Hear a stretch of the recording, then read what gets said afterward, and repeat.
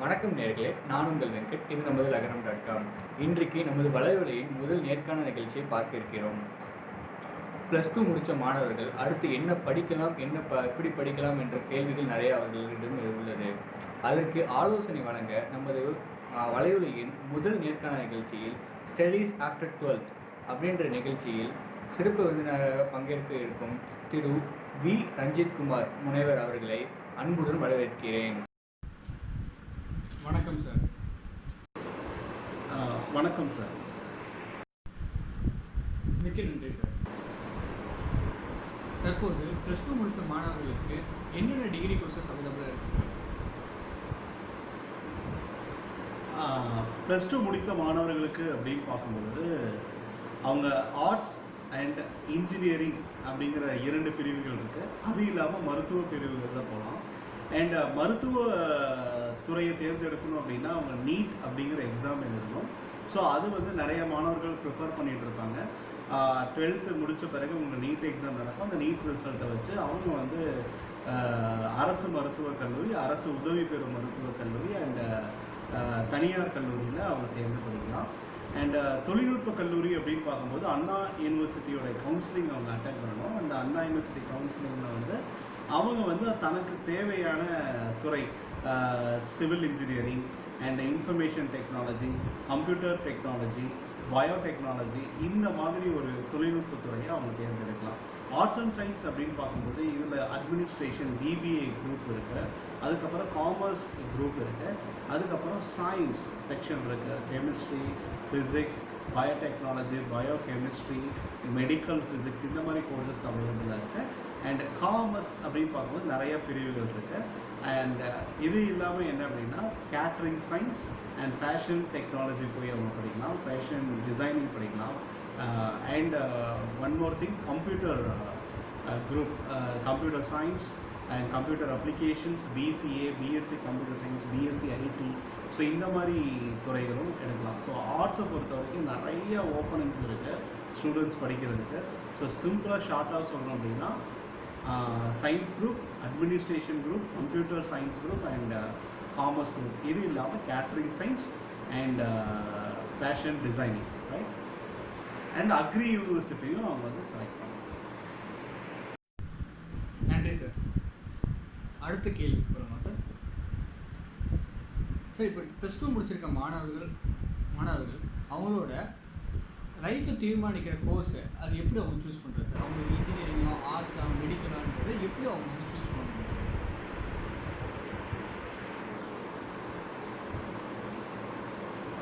இப்போ +2 முடித்த மாணவர்கள் அப்படின்னு பார்க்கும்பொழுது எந்த பிரிவில் முடிக்கிறாங்க அப்படின்னு பார்க்கணும்.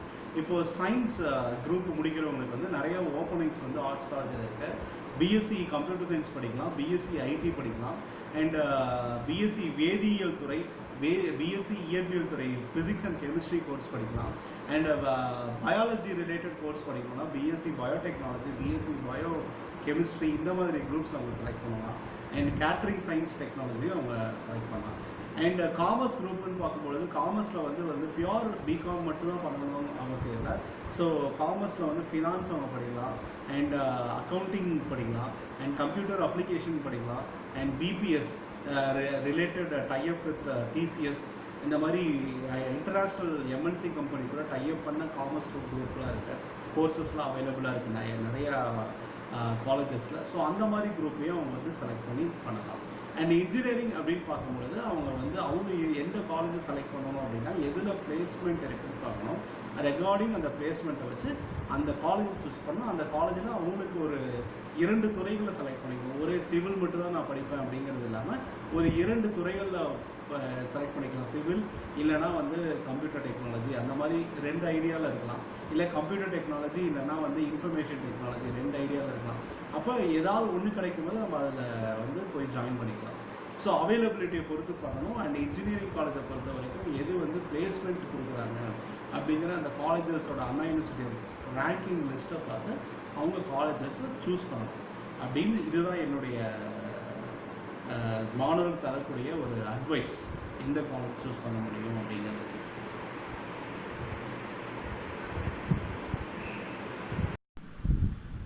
நன்றி சார். அடுத்த கேள்வி, நீட் எக்ஸாம் பற்றி கொஞ்சம் சொல்லுங்கள் சார். நீட்டுக்கு எப்படி படிக்கணும், எவ்வளோ கட் ஆஃப்லாம் வேணும் சார், அதை பற்றி கொஞ்சம் டீட்டெயிலாக சொல்லுங்கள் சார்.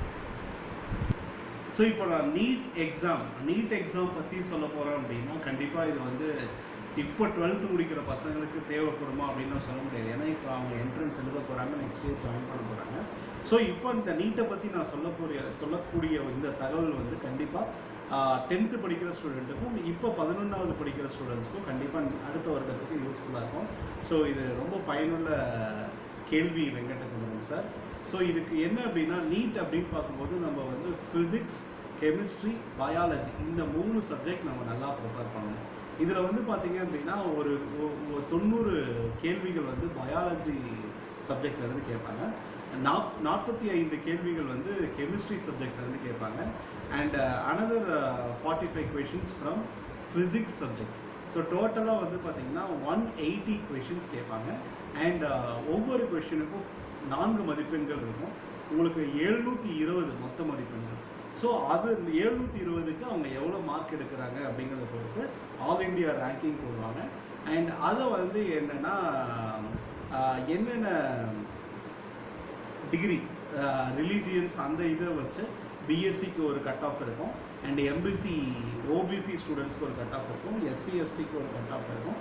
ஸோ இது வந்து மாணவர்கள் என்ன பண்ணால் கடந்த வருடத்தில் எந்த மாதிரி கட் ஆஃப் இருந்துச்சுன்னு பார்த்து அதுலேருந்து ஒரு 50 மார்க், ஃபார் எக்ஸாம்பிள் ஒரு ஓபிசி ஸ்டூடெண்ட்ஸ்க்கு வந்து கடந்த வருடம் வந்து 720க்கு 500 எடுத்தவங்களுக்கு கடைசியாக சீட்டு கிடச்சிது அப்படின்னா அந்த மாணவர் இந்த வருடத்துக்கு வந்து ஒரு 550 மார்க் எடுக்கிறதுக்கு எய்ம் பண்ணணும். கண்டிப்பாக வந்து 50 மார்க் இன்க்ரீஸ் ஆகும் வெங்கடகுமரன் சார்.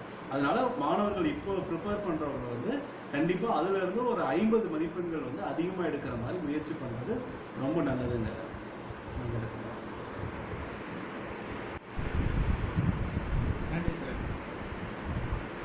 அடுத்த கேள்வி, நீட் எக்ஸாம் இல்லாமல் மெடிக்கல் ஃபீல்டில் போகிற வேறு என்னென்ன கோர்சஸ் அவைலபிளாக இருக்குது சார்?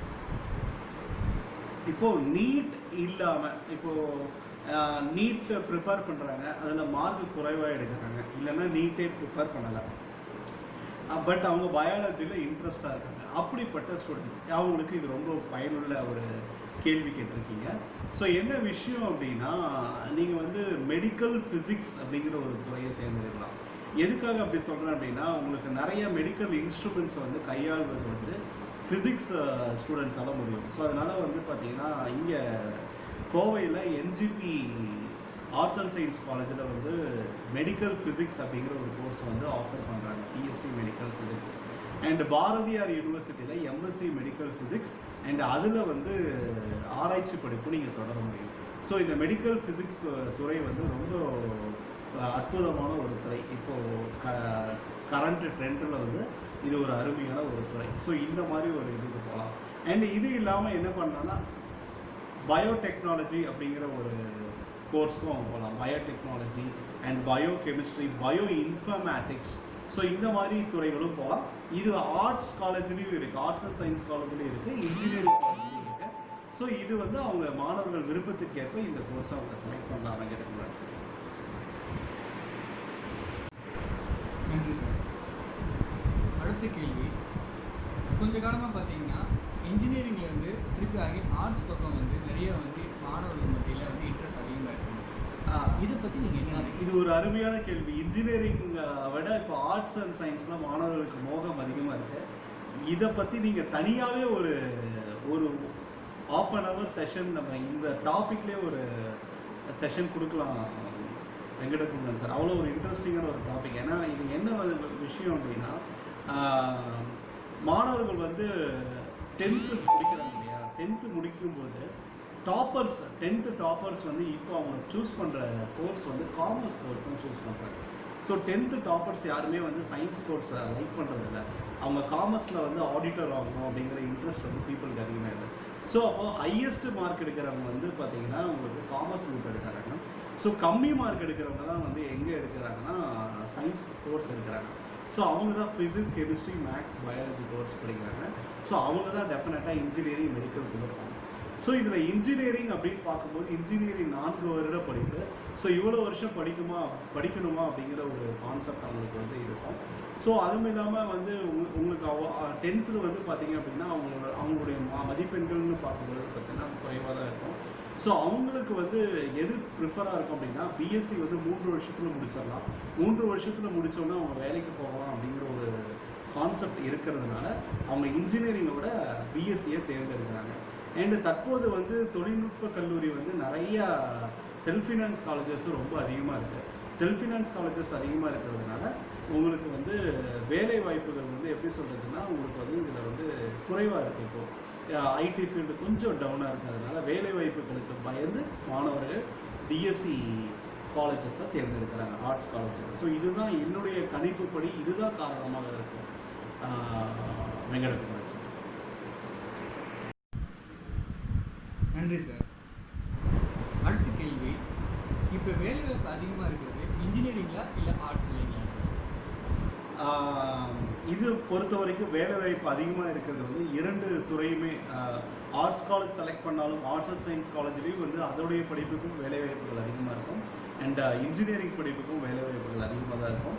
ஸோ இதில் வந்து நம்ம செய்கிற கோர்ஸ் ரிலேட்டடாக அடிஷ்னல் சர்டிஃபிகேட் கோர்ஸ் வந்து ஒரு ஸ்டூடெண்ட்ஸ் பண்ணும்பொழுது அவருடைய மதிப்பு வந்து அந்த இன்டர்வியூவில் வந்து பர்ஃபார்மன்ஸ் ரொம்ப நல்லாயிருக்கும். ஸோ அவங்களுக்கு ஈஸியாக வந்து வேலைவாய்ப்பு கிடைக்கும். ஸோ இந்த விஷயத்தை பொறுத்த வரைக்கும் என்ன அப்படின்னா அவங்க அடிஷ்னல் கோர்ஸ் கண்டிப்பாக பண்ணணும் அப்படின்னு சார். ஸோ அது அவங்களுக்கு ரொம்ப யூஸ்ஃபுல்லாக இருக்கும். ஸோ எது படித்தாலுமே அவங்க ரொம்ப நல்லா படிக்கணும், அதுதான் முக்கியமான பாயிண்ட். நன்றி சார். அடுத்த கேள்வி, ஐஐடி ஜேஇ எக்ஸாம் பற்றி சொல்லுங்கள் சார். மாணவர்கள் இதுக்கு எப்படிலாம் படிக்கணும், எப்படிலாம் தயாராகணும், என்னென்ன சப்ஜெக்ட்லாம் இதுக்காக படிக்கணும் சார்? இதை பற்றி கொஞ்சம் டீட்டெயிலாக சொல்லுங்கள் சார். இப்போ ஐஐடி ஜேஇ எக்ஸாமினேஷன் அப்படின்னு நம்ம சொல்லும்போது இந்த ஐஐடி நுழைவுத் தேர்வை ப்ரிப்பேர் பண்ணுற மாணவர்கள் இதில் தேர்வாயிட்டாங்க அப்படின்னா அவங்க வந்து என்ஐடியில் படிக்கிறதுக்கு செலக்ட் ஆகணும் என்னது.